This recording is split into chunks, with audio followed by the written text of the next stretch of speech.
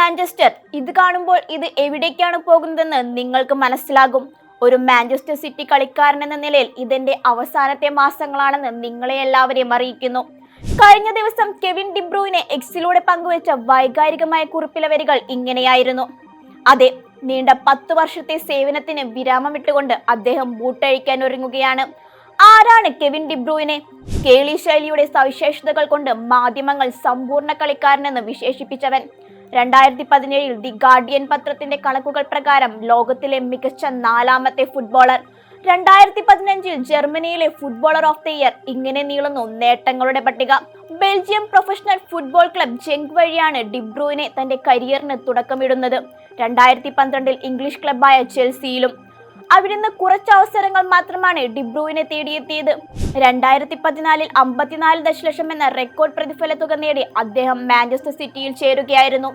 അവിടെ നിന്നാണ് ഡി ബ്രൂയിനെ തന്റെ ഫുട്ബോൾ ജീവിതം കെട്ടിപ്പടുത്തുന്നത്.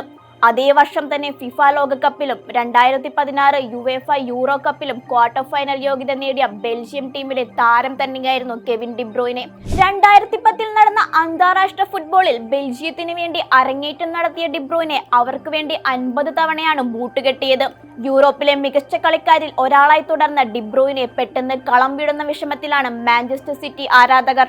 കളിക്കളത്തിലെ പകരം വെക്കാനില്ലാത്ത സമ്പൂർണ്ണ ബെൽജിയൻ കളിക്കാരൻ. മാഞ്ചസ്റ്റർ സിറ്റിയുടെ വിജയത്തിൽ ഡി ബ്രൂയിനെ അവിഭാജ്യ ഘടകം തന്നെയായിരുന്നു. 6 പ്രീമിയർ ലീഗ് കിരീടങ്ങൾ, 5 ലീഗ് കപ്പുകൾ, 2 FA കപ്പുകൾ, 1 ചാമ്പ്യൻസ് ലീഗ് ട്രോഫി എന്നിവ ഡി ബ്രൂയിന്റെ വിജയക്കുതിപ്പിലെ പൊൻതൂവലുകൾ തന്നെയായിരുന്നു.